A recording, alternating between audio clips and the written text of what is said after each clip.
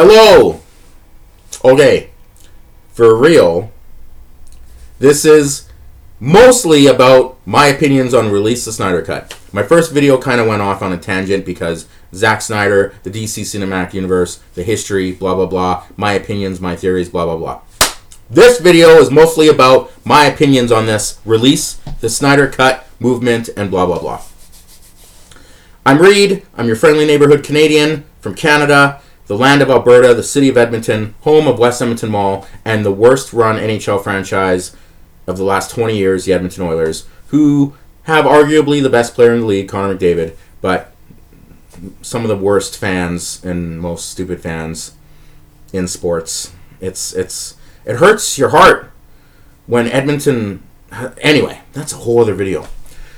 Release the Snyder Cut. Zack Snyder. Okay, so Justice League. We all know the deal. Justice League. What some people call the worst superhero movie of all time. I wouldn't go that far. So Justice League... So Zack Snyder's vision started to have problems.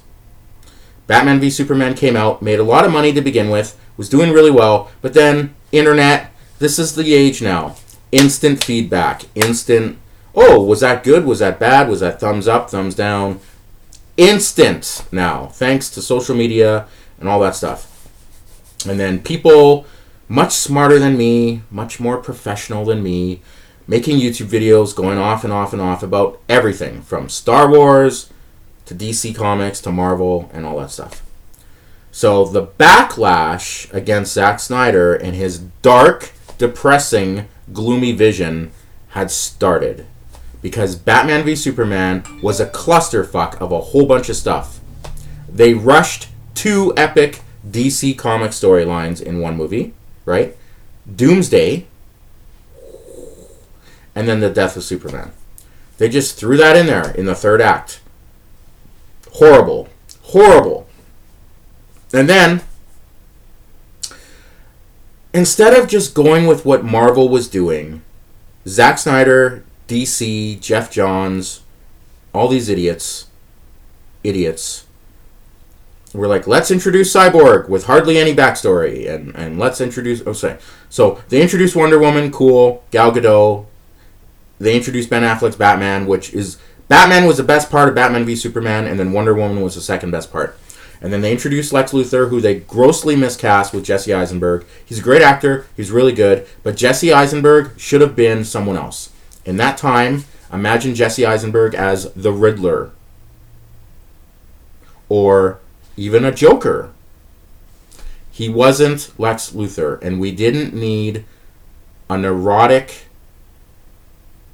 awkward, social media type Lex Luthor. We didn't need that.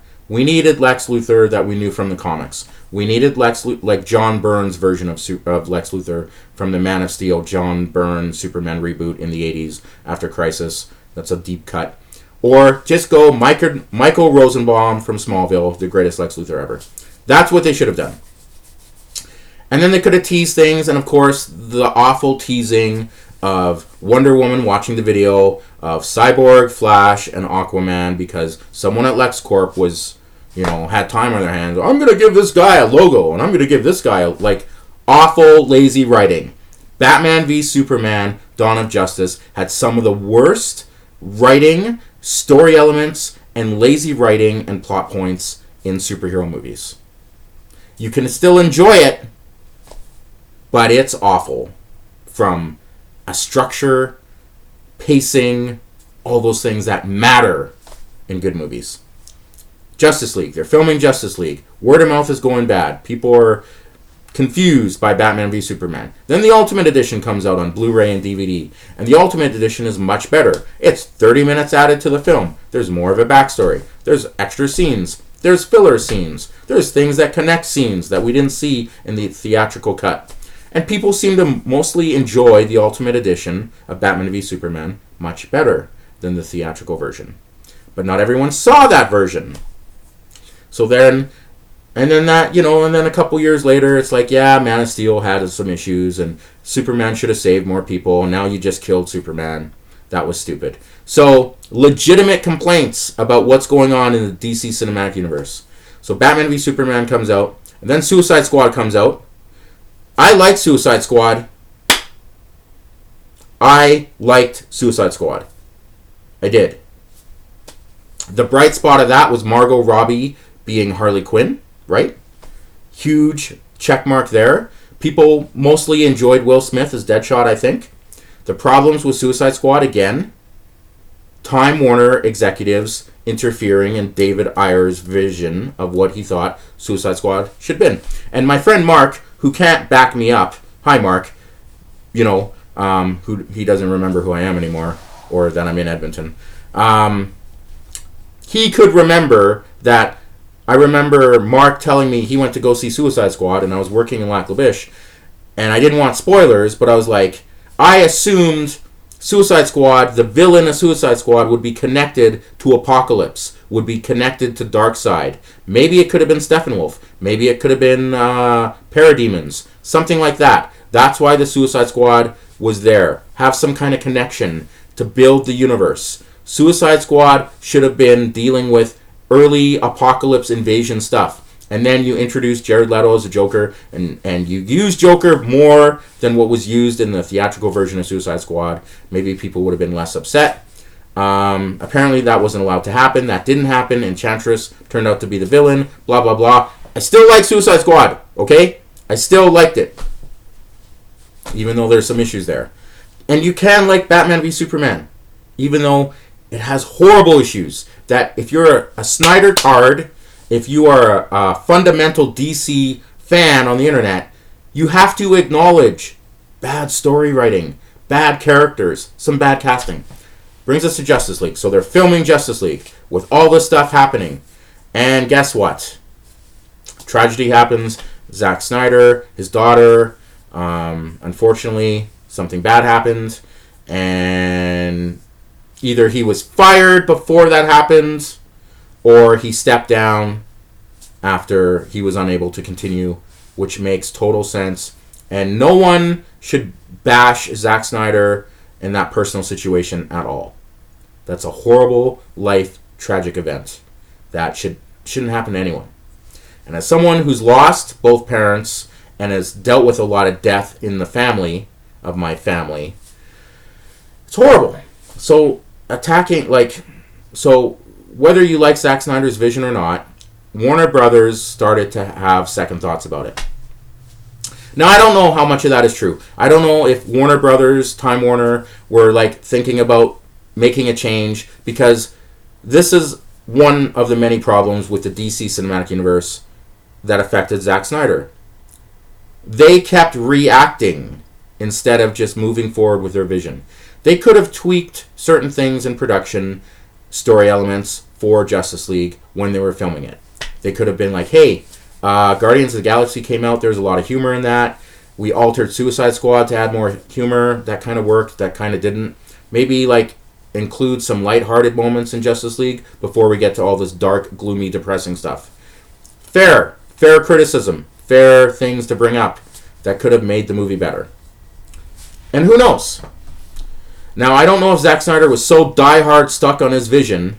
Maybe he was, because he's probably kind of thinking, I'm a genius, my story's much better, and this is 2016, they're filming Justice League, the early beginning of 2017. The backlash of Zack Snyder was strong. People were really starting to nitpick Batman v Superman, which was easy to do, and nitpick Man of Steel. And then even Suicide Squad was thrown in there. So the Zack Snyder thing happens, and we're going to go with, in this narrative of this video, he stepped down. Okay? So then Josh Whedon, one of the architects of the Marvel Cinematic Universe, who directed and helped write the Avengers and Avengers, Age of Ultron, and all that stuff, he's a key player. Now, he'd left Marvel with his own issues. I'm not a Josh Whedon fan. Buffy the Vampire Slayer is one of the most overrated piece of trash TV shows in history. And I don't care if my friend Clint and my friend Mike think it's the greatest show in history. They're wrong. They have bad taste on certain things. Josh Whedon was overrated. He knocked it out of the park with Avengers, and he knocked it out of the park with Age of Ultron. But those are probably flukes when you look at everything else Joss Whedon has done. Serenity, Firefly, give me a break. Anyway, he's also the exact opposite of what Zack Snyder is. In tone, in vision, in how you direct a movie, in what a Zack Snyder movie looks like versus a Joss Whedon movie. Almost polar opposites. But they hired him. Why? Because he did the Avengers. Because he did Age of Ultron. This is Justice League. This is the DC version of the Avengers in the movie world, because Marvel beat DC to the punch. Ugh. And it's so frustrating when you're a DC fan like myself, what the DC Cinematic Universe could have been. And I went into that in the other video. So Joss Whedon is hired, and the rumor was he was only going to reshoot 20% of the movie, and then they're like, oh, it's only going to be one movie instead of 2 parts, even though Zack Snyder filmed a whole bunch of stuff, apparently, that was leading up to 2-part movie.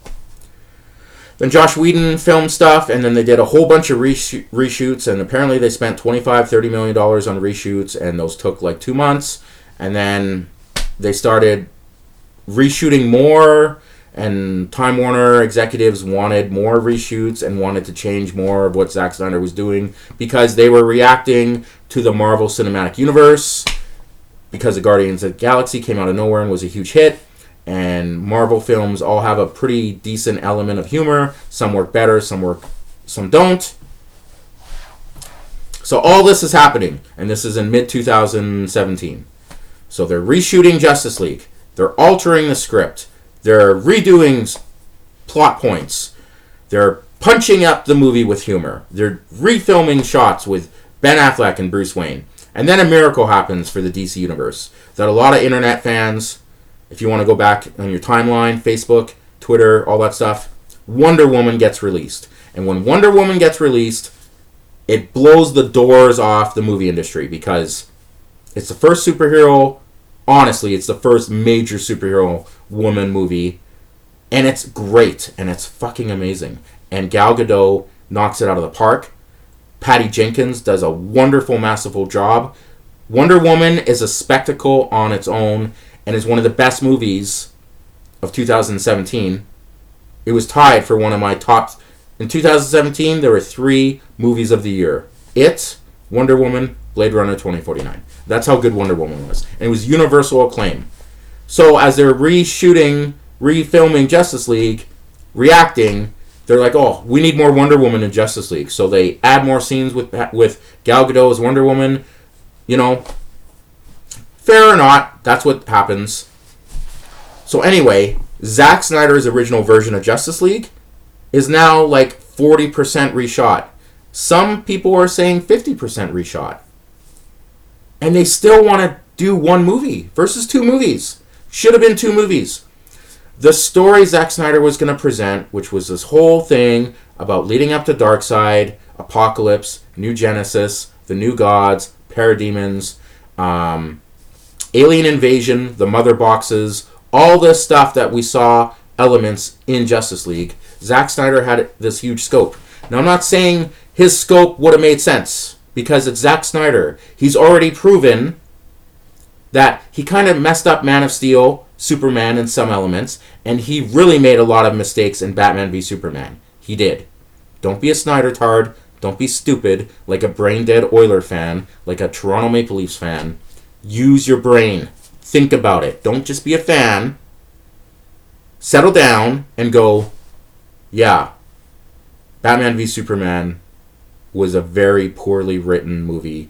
They tried to do too much. Yeah, Zack Snyder needed to pump the brakes a little bit. So his epic vision of what he wanted for Justice League, which was going to be a 2-part movie, could have been really good, but he still needed help. People needed to be like, no, don't put Martian Manhunter in that. Why is Cyborg in this movie? Cyborg. That's a huge issue. Cyborg is a member of the new Teen Titans. Marv Wolfman, George Perez.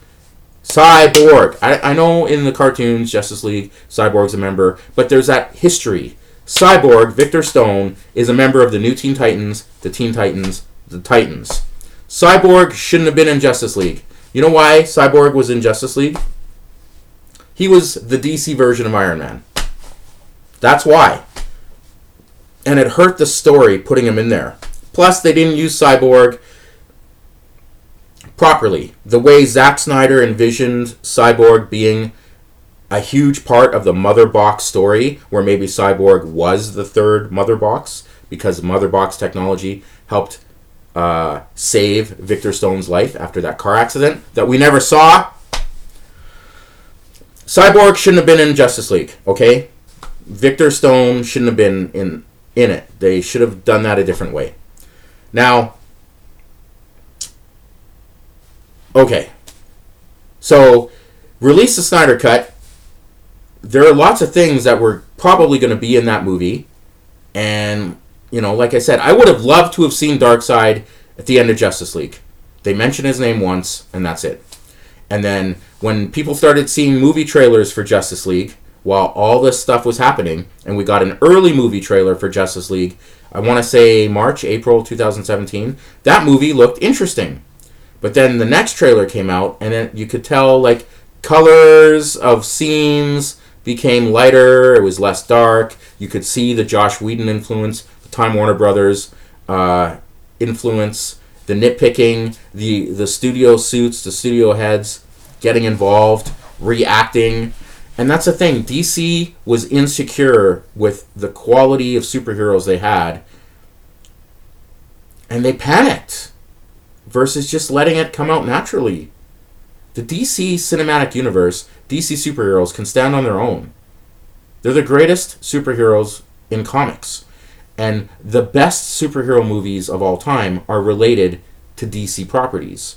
The Dark Knight, right? I will say Watchmen is the greatest R-rated superhero film of all time.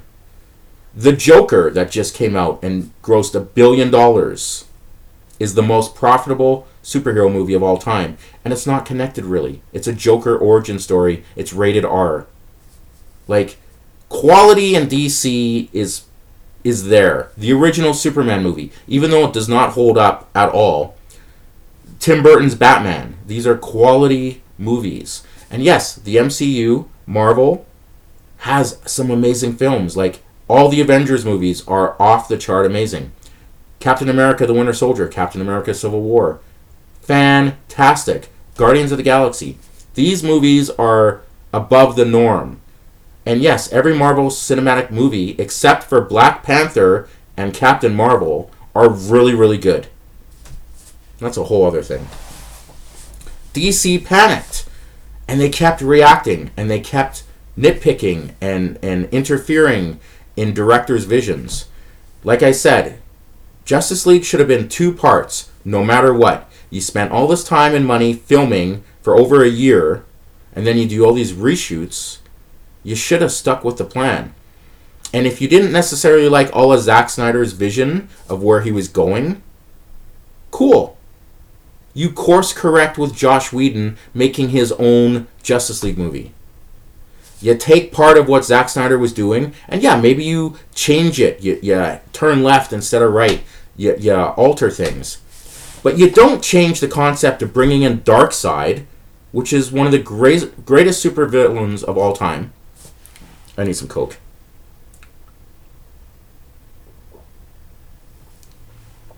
Apologies. Zack Snyder's vision on how he was going to get there, and maybe you make Superman the villain, which many people thought was going to happen. At the end of Batman v Superman, you see the coffin, and you see dirt start to, like, vibrate from the coffin. Now, some people, including myself, think you also saw a light shining on the coffin, even though the timing was bad because Lois Lane just left. And, you know, like, they should have filmed that a little bit better. But my original vision was Darkseid was aware of Superman, this Kryptonian. Darkseid was coming to steal the body of Kal-El, Superman, and then, you know, bring him back to life on Apocalypse. Antimatter, life equation, all that stuff. And then Superman comes back. His memory's gone. Superman becomes a villain. Darkseid uses Superman to help take over the Earth. Justice League, Batman have to fight to counter Zack Snyder, to counter Darkseid, and an evil Superman, and then that is what I thought Justice League Part 1 and 2 was going to be about. I didn't think it was going to be what we got. And this movie that we got, Justice League, was a Frankenstein monster of two different visions clashing, with studio heads not having a clue. The fact that they put a mandate to make Justice League, this movie, 2 hours long. The best superhero movies of all time, look it up, IMDb, not Rotten Tomatoes, IMDb or Google it, the best superhero movies of all time, and this is before Infinity War and Endgame, were over 2 hours long. So, that was dumb. The vision Zack Snyder had for Justice League was over 2 hours. There's rumors his version of Justice League was 3 hours, maybe 3.5 hours that he could have filmed. Imagine all the stuff that's cut. That's why Justice League feels like two different tones. Why it's a flawed movie. Why this is... Now, I'm not a big Zack Snyder fan anymore. I'm not. And I think if you're smart and a real movie fan, you know Zack Snyder has a lot of flaws as a filmmaker. But he still made some good movies. They just weren't DC superhero movies. But I would still like to see the Snyder Cut of whatever this is. But here's the other thing. It doesn't exist. And here's the major point of this video that we got to the 21-minute mark. The Snyder Cut of this movie that John Campea has gone on and made good videos about, and even Kevin Smith has made good videos about. It doesn't exist in a shape and form that you would want to watch as a movie-going fan. There is still, some people say, up to $30 to $50 million worth of work that needs to be done to finish special effect shots, blue screen, green screen, sound, all that stuff. Because Justice League had a lot of special effects, had a lot of stuff going on it. Now, if Zack Snyder does have a vision completed, a version of this movie, which there are rumors, because Jason Momoa is like, yeah, I saw something. It could be a whole bunch of rough assemblage footage of movies, of scenes, out of context, green screen, blue screen, no special effects, maybe no sound, like a whole bunch of stuff, pre-viz, pre-visual effects. I don't know if the mass audience would want to see that. Now, there's also rumors that maybe Zack Snyder has actually finished a version of his Justice League, because remember, he filmed for like almost a year in London. So there's a whole bunch of footage of Justice League that is probably finished that we never saw, that Joss Whedon didn't use, that Time Warner didn't want to use.